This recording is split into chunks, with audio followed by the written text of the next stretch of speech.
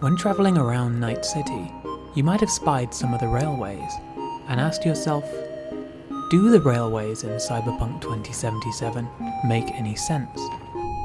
The answer is no.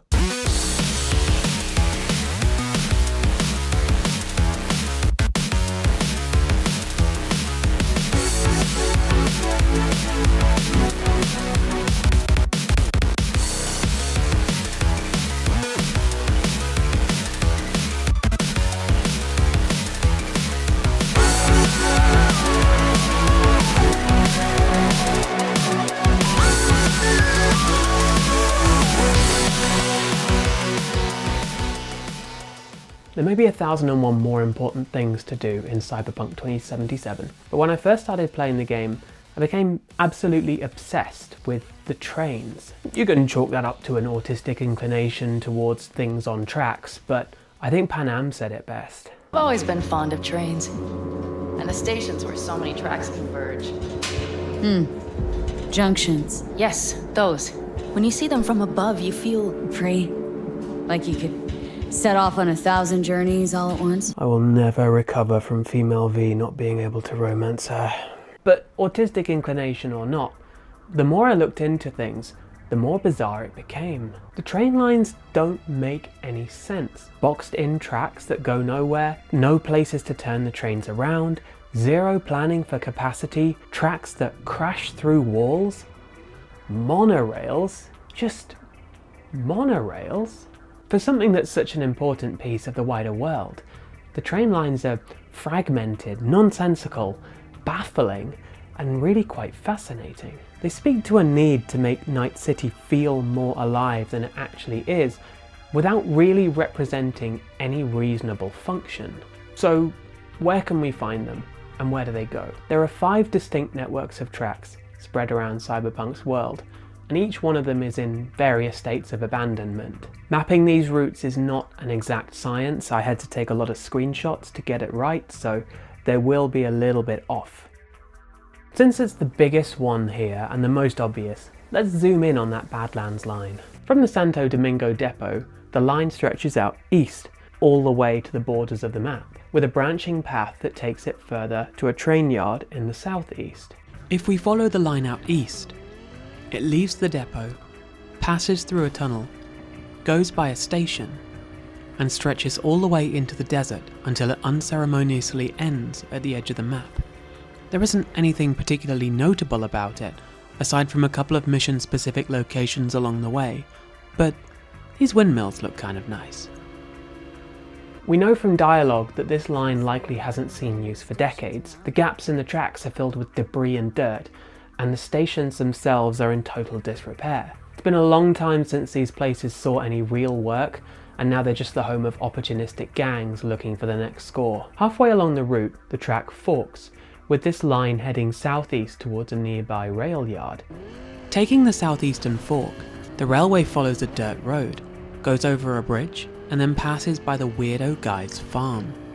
There's a little more to see by going this way, and it winds up passing through a station on the way to a tunnel that has, intentionally or otherwise, been blocked by debris. Taking the path the tunnel would have gone spits us out at this rail yard that serves as a wraith outpost. The infrastructure here has taken even more of a beating, being partially overgrown, battered, and with the rock slide blocking the only way out, with no hope that any trains will be coming down here again. So, this all looks pretty neat on the surface, right? But what's wrong with it? The first thing to mention about this is that it's a single track line, which isn't really that weird when it comes to just transporting freight, but it does pose some problems for when you want to turn the locomotive around. While freight locomotives in our current day typically don't have much of an issue going forwards or backwards, we can see from the Ural Combinat that there's a very clear direction of travel to this locomotive. What this means is that when the Ural locomotive arrives, it's stuck, only being able to reverse out of where it came. Which, now that I think about it, is probably the type of inefficiency that contributed to this place being abandoned in the first place. One of the biggest problems here is that there's nowhere for the locomotive to decouple from the train and move around to the other side so that it can park its cargo and then get out. Nor is there a second locomotive anywhere in sight. that could sit at the other end of the train. When we look at the depot more properly, we can examine what kind of cargo would have come through here. I say would because, like, look at the state of the place. Even if it weren't for 6th Street, the amount of trash and other debris littering the lines shows this place has been out of commission for some time. There are still plenty of containers here though, and the freight yard itself seems pretty orderly, even if not clean, which is our first real indication that I'm not sure CDPR knew what vibe they wanted to create with these spaces. They give the impression that there's regular work here, with these very pristine looking Militech containers, but then they fill the place with burning oil drums and garbage piles. Evidently, some people are making use of the infrastructure, even if not in ways that were intended. Hello, this is editing milk at the moment, but I had to insert this little segment because I noticed something really odd whilst putting together the clips of the depot.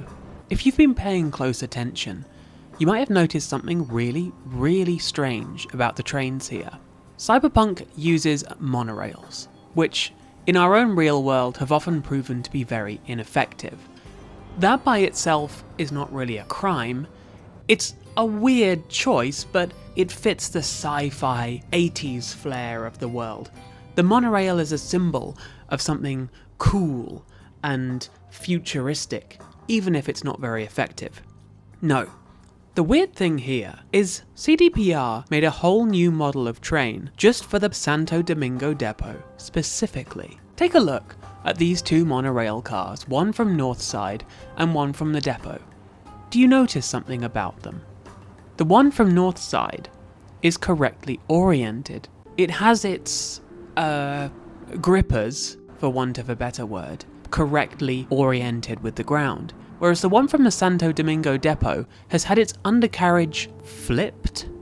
This is such a bizarre choice, and it shows that CDPR weren't just copying and pasting the same train models between the locations.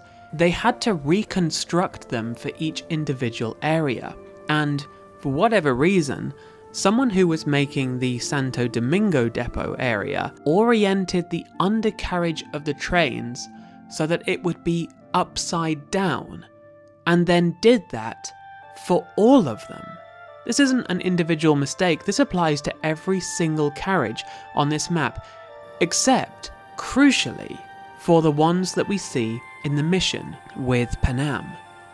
This struck me as an incredibly bizarre thing to do, and given how much I talk about the rushed state of Cyberpunk 2077 in this video, I think it makes a lot of sense. There was clearly not really enough time to go in and double check these sorts of things, but I also think it's interesting because I've never seen anyone mention this fact before. I will not have been the first person to notice it, but it is very interesting nonetheless. Well, it's interesting if you're me. Above all of this, there's this odd little left behind remnant of an N-cart track squatting in Night City's skyline like the ghosts of a promise that could never be truly fulfilled. Obviously, as we know, the metro was a feature that took a long time to materialize, and now Night City has essentially two metro systems. You see, those little yellow boxes that you see scurrying around are not actually the metro that we can ride. I don't think I've ever seen a single rideable metro car from the ground level, so I'm pretty sure they get swapped out whenever we want to ride the metro.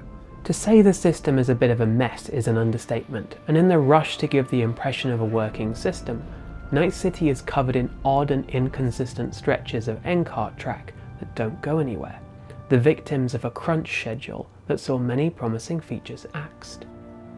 Now they simply hang around in the sky, acting like little reminders of the game's troubled history.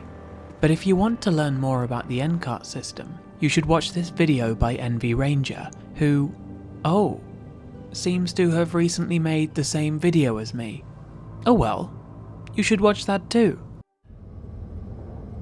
The second largest railway network we can find is in Northside Watson. West of the Nightcorp construction site are the Dockland Railways, which make up most of the Northside port area. By stark contrast with the Badlands, this place is frankly beautiful, so well ordered, its polished tracks shining in the sun.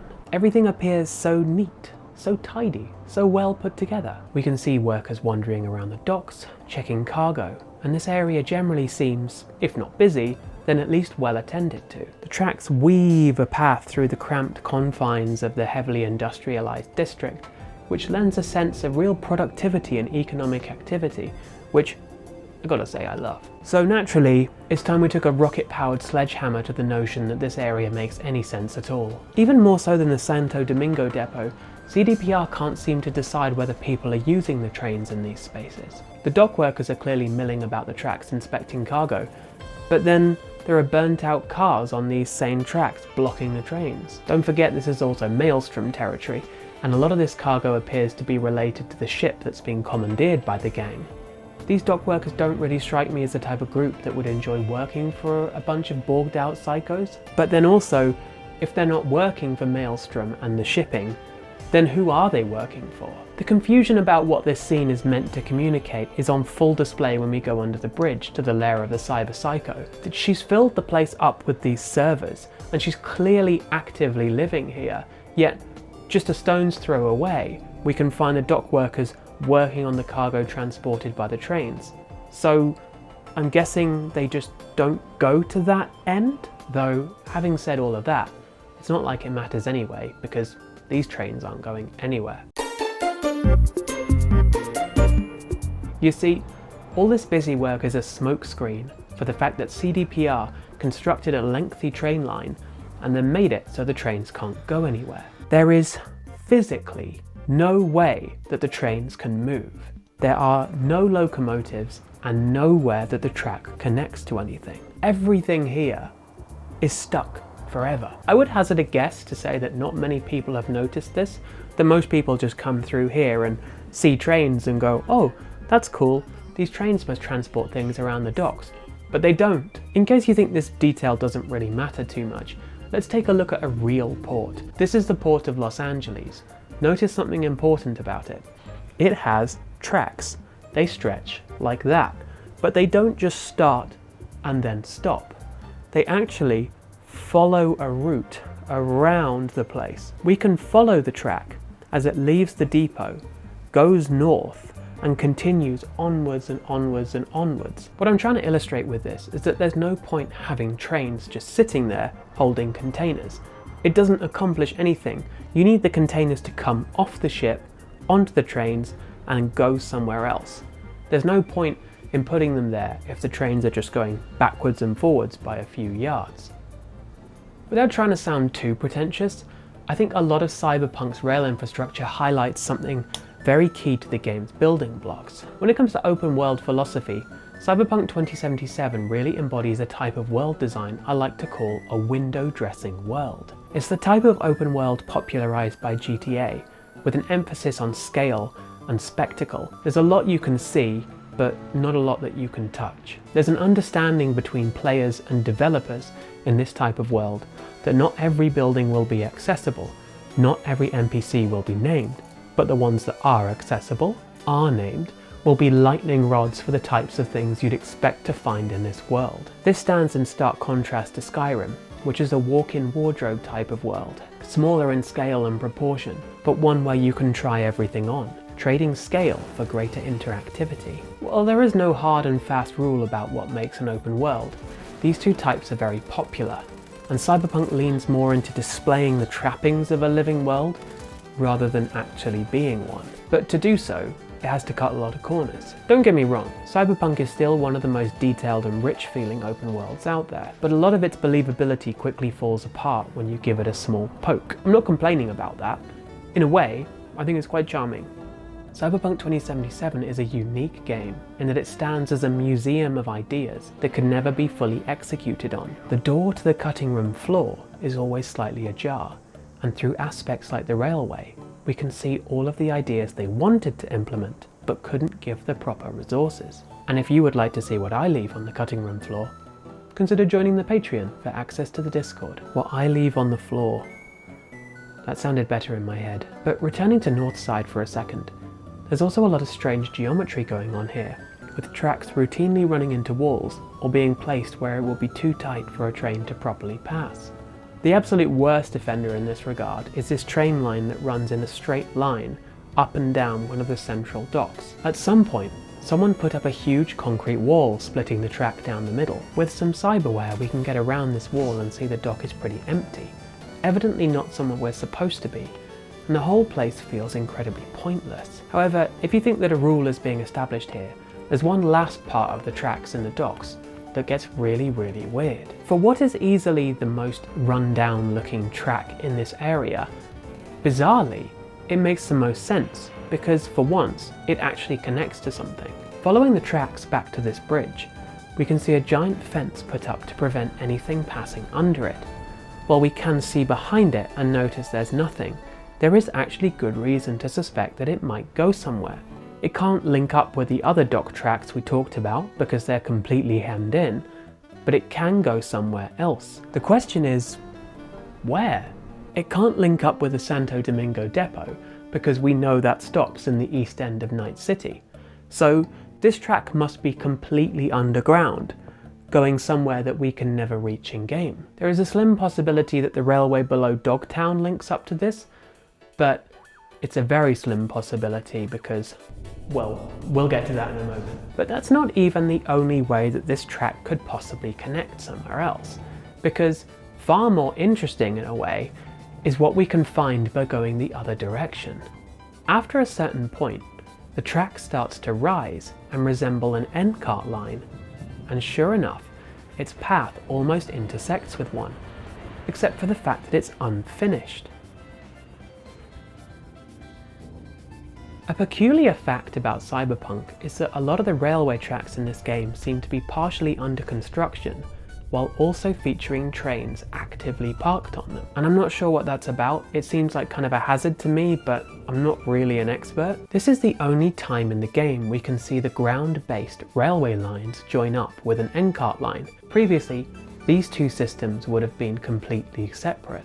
But the question is, why? The end-cart is actively using this line, but this enormous siding the end-cart passes through doesn't actually seem to be intended for the end-cart, but instead for the freight trains that we just looked at in the docks. If we trace the path of the tracks, it links up perfectly, and there's even some small clutter that suggests cargo has been unloaded here before. What makes this area absolutely perfect is how a crane on this pier could pick up containers off a ship and then deposit them onto a waiting flatbed below. Except that never happened, because the track is unfinished. Perhaps it was once connected, but had to be removed because of some kind of incident with the cargo. Maybe the logistics of a freight line joining the end-cart track weren't as good in practice as they were on paper. It's fascinating that this is the only area we can see the developers toying with the idea of an interconnected ground railway and end-cart system, only to just abandon it.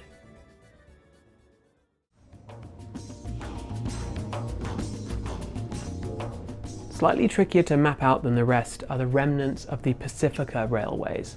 These are actually two distinctly separate networks. You have this one underneath Pacifica specifically, which is inhabited by the Voodoo boys, and then stretching down to the south is this line that runs underneath Dogtown, which you follow with President Myers. This seems to be the only example of a train explicitly referred to as a maglev in the game, although a similar type of technology could be used for the rest of them, but it's not particularly clear. Either way, the design of these tracks speaks to something a bit more advanced than what we're used to seeing, and the Voodoo boys can be found siphoning energy off one of the abandoned Leviathans. However, the train line's very weird. There's clearly been a lot done to the place, as we can find these enormous pillars just sitting in the middle of the tracks. I'm pretty sure these were added by the Voodoo boys, because I don't imagine putting a giant bolt through the middle of one of these really expensive maglev tracks was in the design description. Not to mention that these pillars are a giant crashing hazard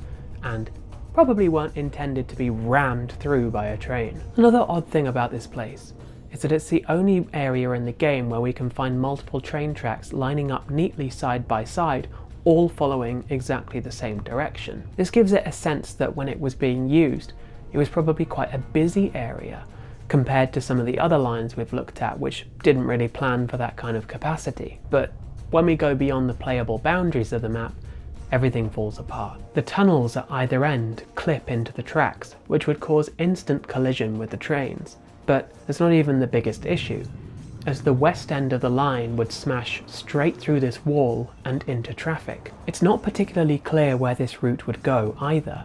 It's completely underground, as we can't find an above ground segment anywhere else, and I'm skeptical as to whether this hideout is a station or a service tunnel, given there's no signage or indication passengers should be walking outside here. That's important because there's no clear place for passengers to get on and off, and with the tunnel smashing through the wall at one end, you have to wonder, where did this thing go? Would the train have just kept going west, ploughing through traffic and buildings until it reached the sea? Can I clickbait this video with secret submarine found in Cyberpunk 2077 ?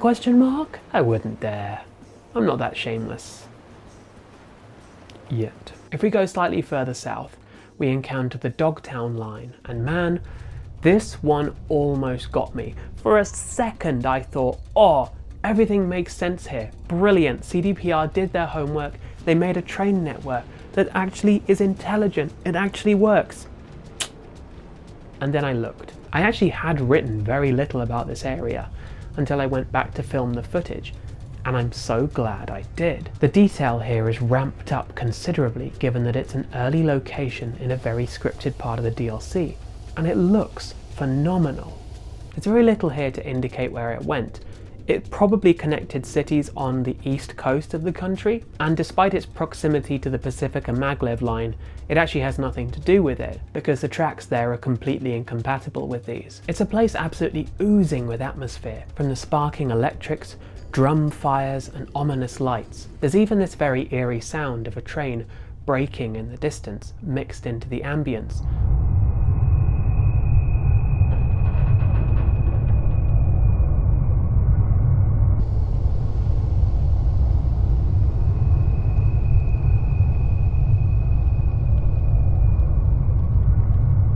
So if you will, can you entertain a tangent for a second? This noise isn't unique to Dogtown. In fact, it's in every underground train segment in the game.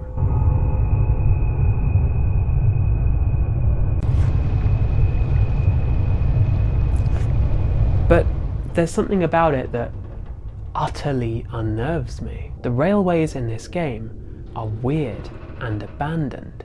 We can see with our very own eyes that these places are buried in debris and left to rot. So, where's the noise coming from? You might have a quaint little explanation that lets you sleep at night and not be completely freaked out by this, but I know that type of sound. I've heard it before. It's laughter in an empty room, footsteps when you're alone in the house. There's something inherently creepy about trains that I can't quite put my finger on, and that lingering echo of some distant journey that I know isn't happening is actually kind of frightening. It's still not going to beat the dog from Sinosure though. You cannot make me go back there. Nuh-uh, it's not happening.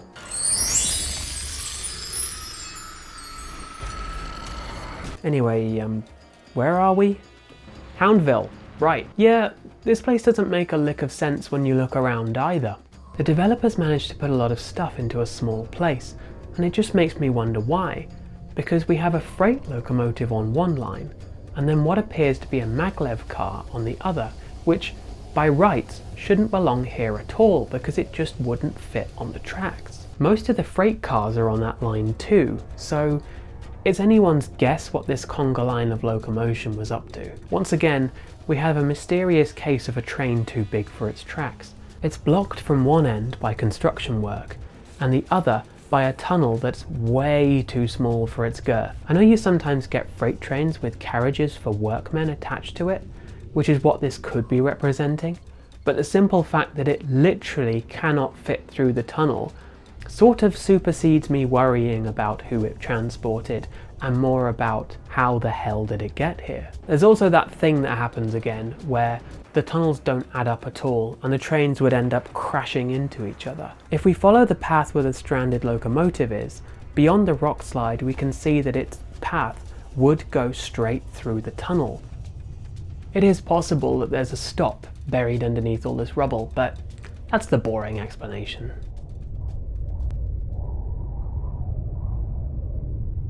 There's one location that we haven't talked about though. In the northeast is the Nightcorp construction site, which would stretch all the way from Night City to Chicago when completed. While Nightcorp might have a slightly esoteric and alarming reputation, we can at least all agree that building a train that connects Chicago and Night City is a pretty good thing, right? Wrong. The foreman should be sacked immediately and the entire construction crew liquidated. As the crow flies, Chicago is 1,836 miles from Night City. When factoring in all of the diversions required by regional geography and making the very unrealistic assumption that this doesn't stop anywhere along the way, that would mean that this line would probably stretch to about 2,000 miles. So then, why is there only one track? Judging by the rough distances I provided and using some real-life numbers, using a modern train would mean this journey would take 10 hours at 200 miles per hour. 10 hours there and 10 hours back means that Night City residents could get a train to Chicago once a day. Now, perhaps this time is a bit shorter. The train technology does seem to be roughly better in Cyberpunk than it is in our own real life, but let's just unpack everything here for a moment, because having only one line makes no sense. One of the strangest things about this area is that Nightcorp seems to be using the classic monorail design that we've seen everywhere. Instead of, the Maglev design, which presumably would be a lot faster. Seriously, it baffles me that once again we have an example of a single track line, except here it makes absolutely no sense for this to be single track. You do want the capacity, right? You want to have trains being able to pass each other. You want to have multiple trains going down the line. The reason that you need bidirectional traffic, in case it wasn't obvious, is it allows you to have multiple trains occupying the same line at any given time so that you can space them out, 30 minutes apart instead of an entire day. If you have everything going down one track, then what happens is the two trains just meet in the middle and have a collision. So you have to have it that a train goes one way, turns around, and comes back the other. It's absolutely gonk design, and it's not like there isn't the space for it.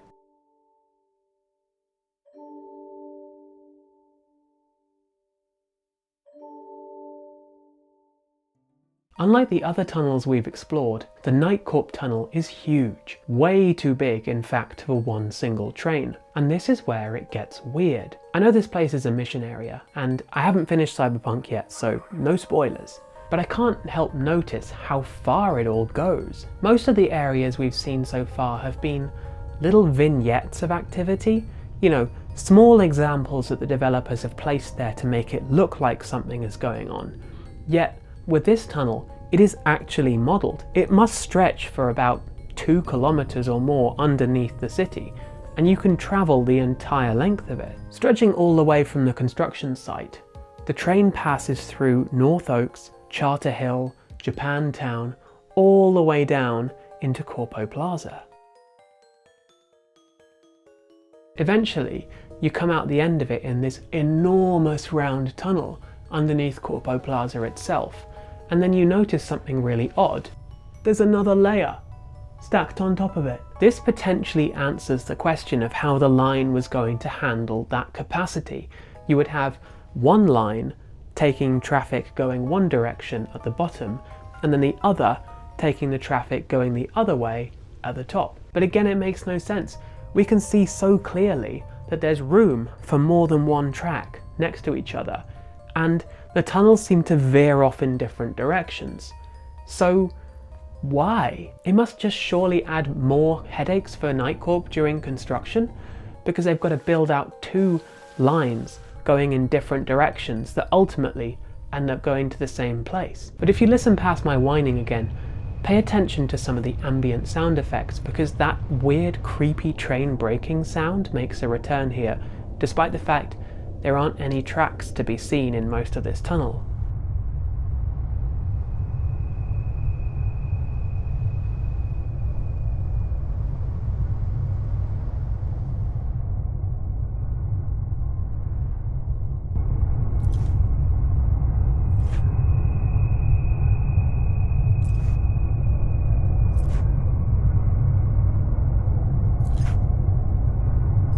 Everything about the Nightcorp site in general is just kind of unsettling.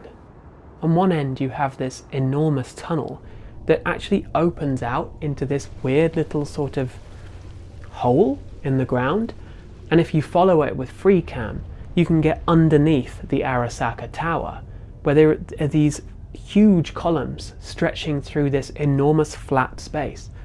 But there's no detail, so I don't know whether this is supposed to be a backdrop of some kind, or whether you're supposed to explore it and more things load in later, but it's really, really bizarre.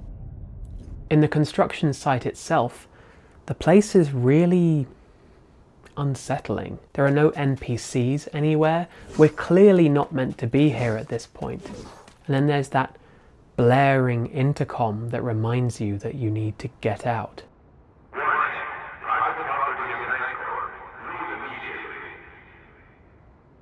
The construction site is like a scene, a stage, waiting for something to happen. All of the props are present, but the actors and the audience are completely absent, and you've just walked onto it yourself, alone.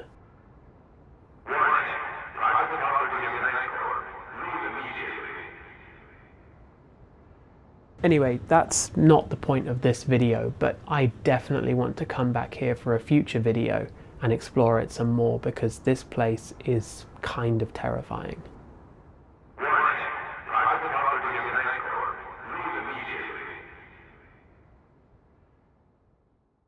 If you were hoping for some grand conclusion to mapping out all of these train lines, then I'm sorry to tell you, there just isn't one. In a way though, I actually think that's kind of more fitting for Cyberpunk. Cyberpunk's one of those rare games that's managed to have one of those No Man's Sky style redemption arcs. It started off completely infamous, and then managed to overcome that reputation and become something of a bit of a gem. But the difference here is that with Cyberpunk, we can still see the remnants of ideas that were quickly rushed through development that are never going to be fully executed on. Much like the trains, this video was a bit of a mess, so I really appreciate if you got to the end of it. If you like what I do, watching more of my content back to back really helps the YouTube algorithm, as does all of the engagement stuff. And if you're feeling extra generous, you can join these people over at my Patreon. Have a Nova day, chooms. See ya!